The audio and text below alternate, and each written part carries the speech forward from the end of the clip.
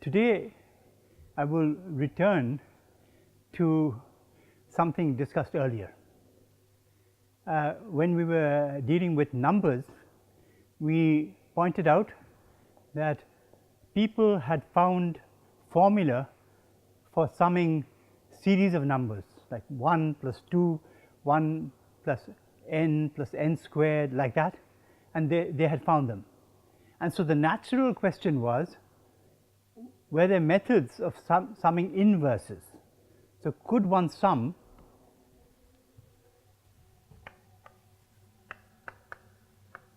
n squared? So what was found by Euler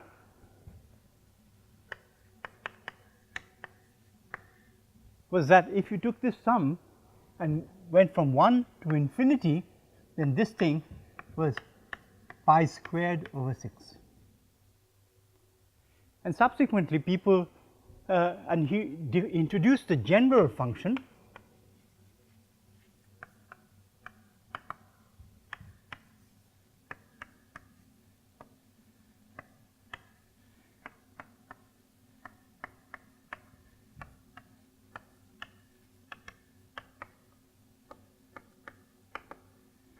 So, for different values of k, integers like 2, 3, 4 and so on, you had a formula, and so the general problem was to study this zeta function.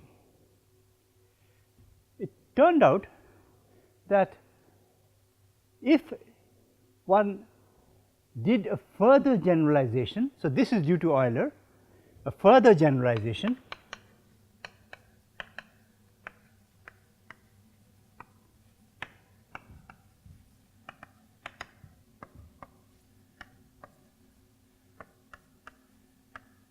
where S is complex,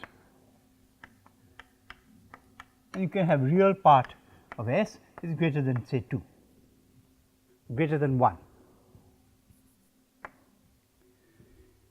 So S is complex, which means it's got a real part plus an imaginary part. That's the complex thing.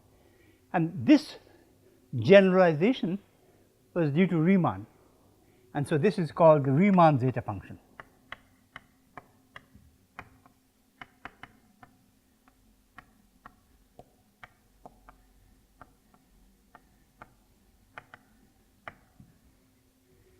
And what we will try to sketch today is the reason for doing this of Riemann. We will not go into the details of it, and we will just point out the idea that this generalization combined with a result of Euler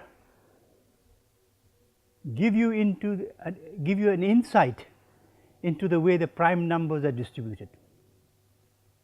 So it's an astonishing result that starting from some simple object, just different powers of the integer, from this you have a handle on the way the prime numbers are distributed.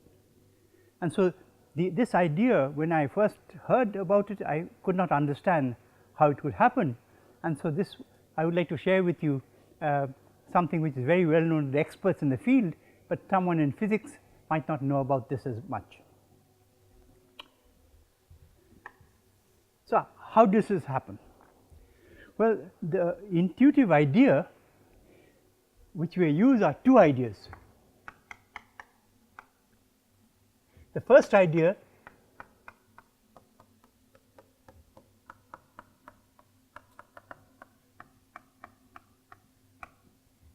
so whenever I have 1 upon minus, there is an equality. The equality plays a role, infinite number of terms. If you stop, if you leave something out, this is not true. So you have to keep everything infinite number of terms. And the second idea is that any integer can be written as say 2 to the power of a1, 3 to the power of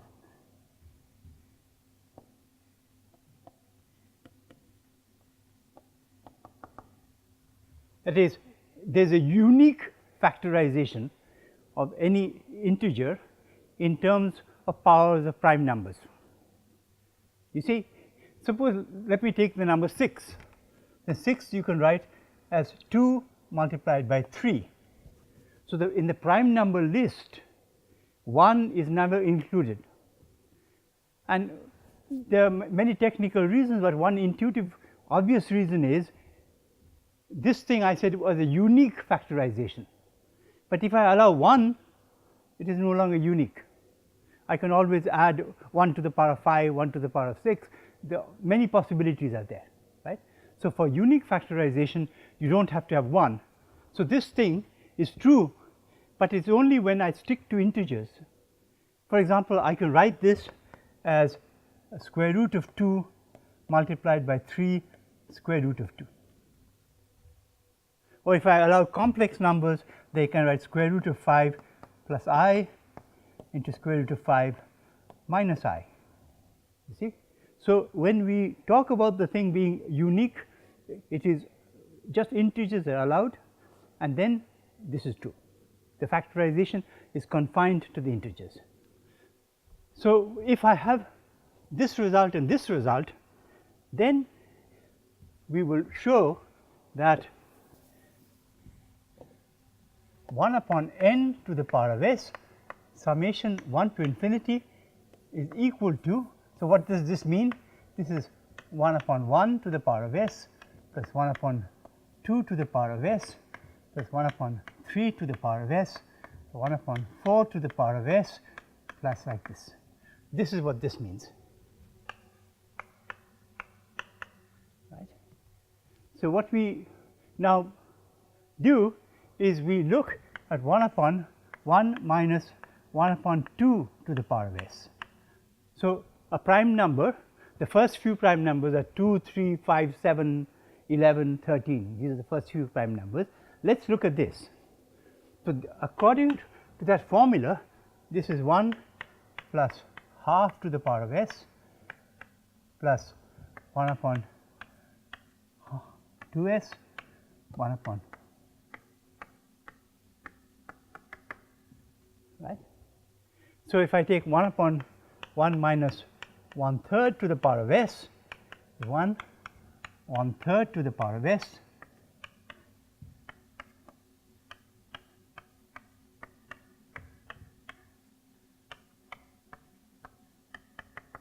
and so on. So, then you see, if I multiply them, so if I multiply this and this, right, then in the product all, so first this can multiply this, so it will have 2 to the power of s will be there, then this can multiply this, you see it can multiply, so all possible powers of 1 upon 2 and 1 upon 3 will be present. Okay. So, if I look at 1 upon 5 and if I continue that, I will get all possible 5s. So, in other words, this kind of combination n to the power, these are integers, s, s, s, these are integers, and it could be 0, right.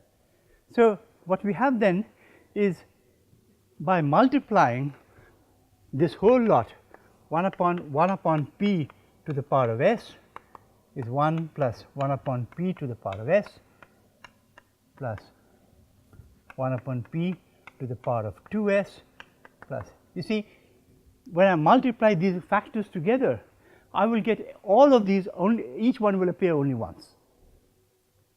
Okay.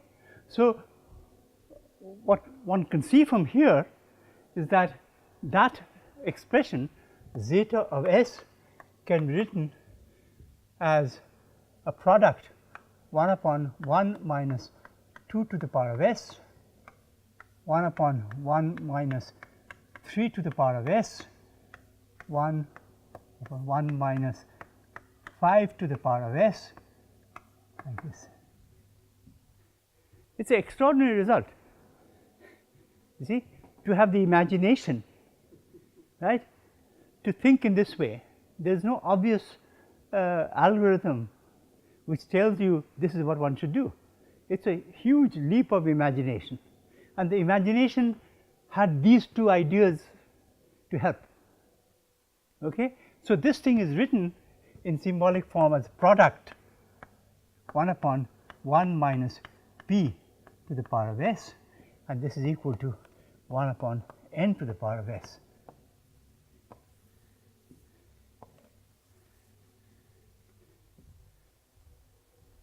It is a stunning result obtained by Euler. What you are doing is you are relating the integers to the primes, and that is not too bad. But now let us look at s equal to 2.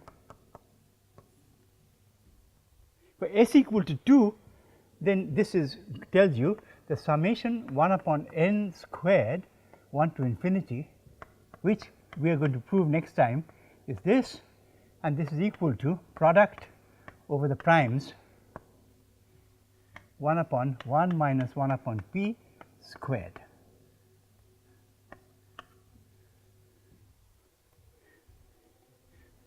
I think this is again an extraordinary result. Why is it extraordinary? Because the prime numbers are the building blocks of the number system. Right? Pi is something which is out there in the world. If you look at the area of a triangle, of a circle, it is pi r squared. If you look at the circumference, it is 2 pi r. So, it is an observable or measurable quantity of the world. And what this formula tells you is that that measurable quantity can be recreated only from prime numbers, provided you take all the prime numbers, you see. So, this thing I like very much, because intuitively one would like to see, and there is a German, there is a Russian mathematician called Manin, and I like his idea. His idea is that ultimately one should be able to show that all the results of physics can be recreated just by using prime numbers, you see. And there are some beautiful examples which he has worked out, but this is just one person, and I am also very sympathetic to this idea. And there are some works which we are doing now, where we are trying to see with black holes one can do some mathematical black holes, this can happen. So, it is a beautiful result. In this general thing, there is also hidden a way in which the prime numbers are distributed, and I just wanted to point this out. So, the way this happens is, if I take the zeta function, if I take the log of the zeta function, right, then I take the log of this, right, the log of this will be the sum of these different logs.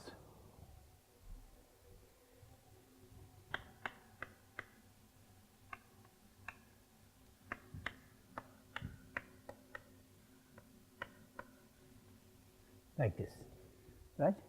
Now, people in physics and elsewhere, they immediately write this as an integral over x dx rho of x log 1 upon 1 minus x to the power of s, where this is the density of primes.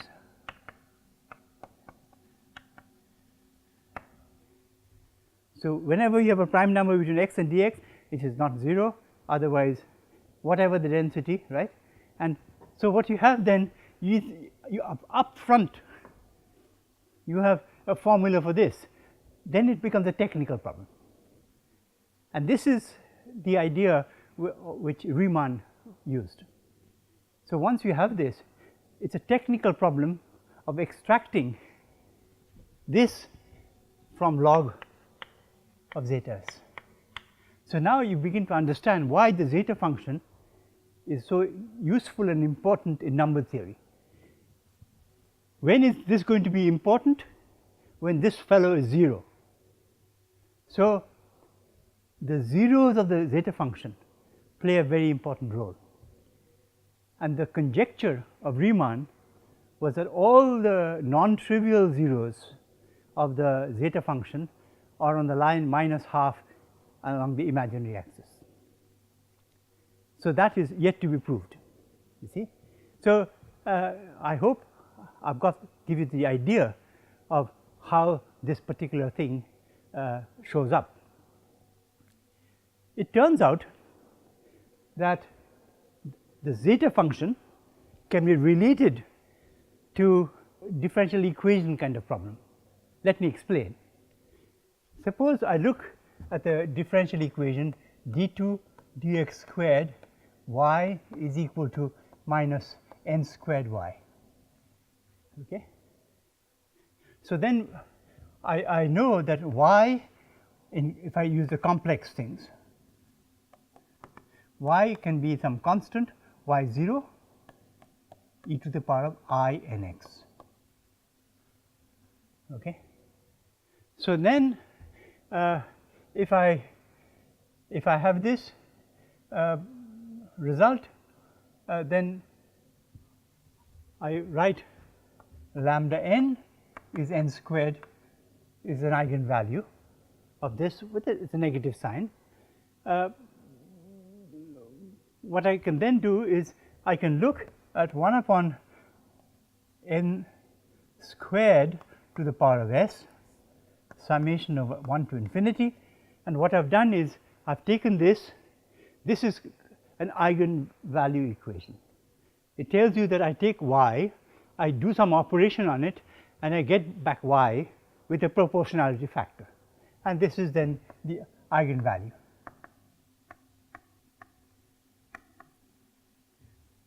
Right. And this is an eigenfunction.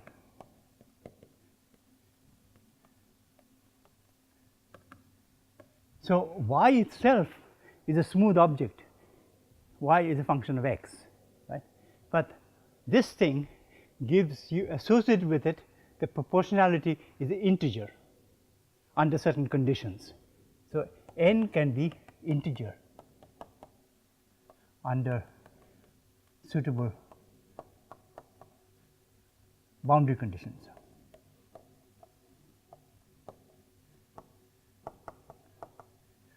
By that I mean that there should be some periodic nature, right. So, that means that you need y of x plus 2 pi has to be equal to y of x, right. So, before n could be anything, but once we introduce this boundary condition, then with the boundary condition we find this is an integer. So, this thing is equal to 1 upon 4 summation n to the power of s, which is equal to 1/4 zeta of s. Right. So, what we have done is we have related the zeta function to an eigenvalue problem. Once that is done, two things can happen.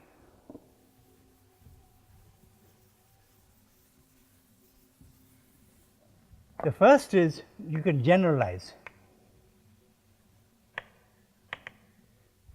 Suppose I give you some other problem which has real positive non-zero eigenvalues.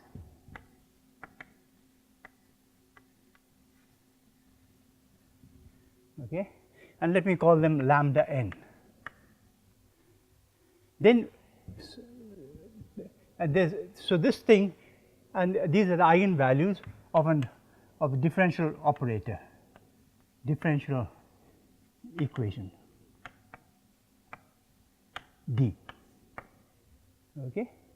So, what we are saying is that d of y n is lambda n y n. Okay.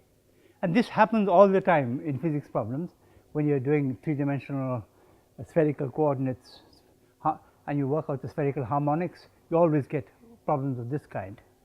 So, then you can define a zeta of d of s, which is summation 1 upon lambda n to the power of s, sum over n.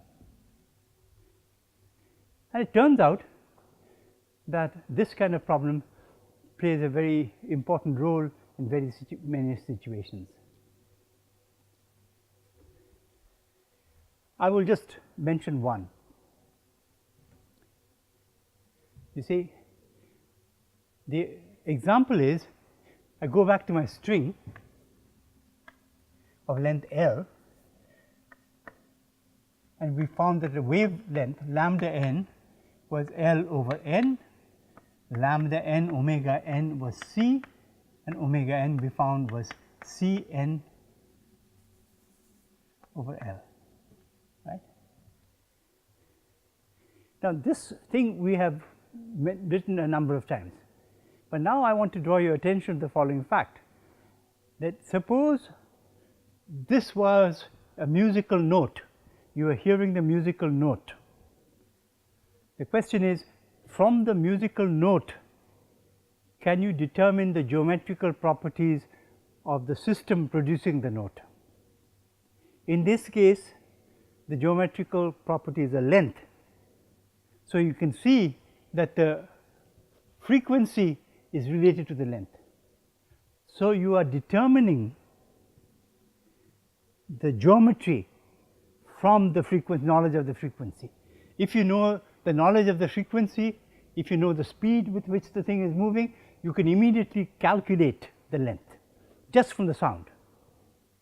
Okay? So, the natural question was, if I go to a two-dimensional drum, if I look at all the frequencies, suppose I know all frequencies, can I determine the shape of the drum? Okay?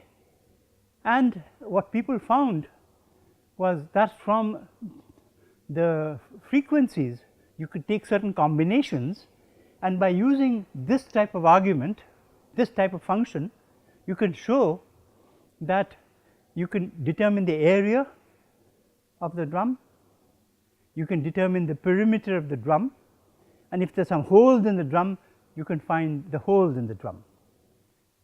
But the general problem was, can you completely determine the shape? And the answer in 1992 was shown to be no. And there were three mathematicians, Caroline Gordon, then there was David Webb and Scott Walpert. They wrote a paper in which they proved, they actually produced two surfaces which had the same area, which had the same perimeter, but they were not the same, they were not congruent, and they had the same spectrum. They proved all the spectral things were the same. And subsequently, there was someone of Indian origin, I have forgotten his name now, I think Siddhartha was his name probably. He was in Northeastern University. What he did was, he constructed a microwave oscillator, very thin, of these two shapes, and he measured the frequency which were produced, and he showed that they were the same frequency.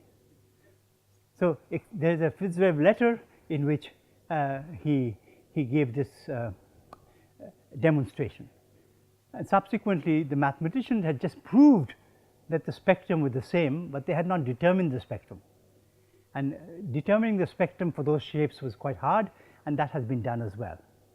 So, what we find here is that you have a notion which was studied for the sake of the joy of understanding. How do I sum certain series? And as one progresses along that, you make startling discoveries. You relate two continents. You have the continent of prime numbers, and you have a function which is in the continent of just the numbers, not just the prime, but all the numbers, and you find a beautiful link between them. And using that link, you have a tool for finding out how the prime numbers are distributed. And on the way, you discover that this procedure can be generalized, and the generalization leads to general notions of functions, and by using them, you start making a contact between the eigenvalues, which are the responses, the frequencies with which a system responds to a disturbance, and to the geometry of that. And there is a whole discipline in mathematics called spectral geometry, where this type of thing is studied. So, I hope this makes it clear that there are surprising links between different fields of knowledge, and that if one pursues something which is of great interest to oneself and does that carefully, then very often it can lead to the glory of the human spirit, and it will help others who are on a similar road to understand nature.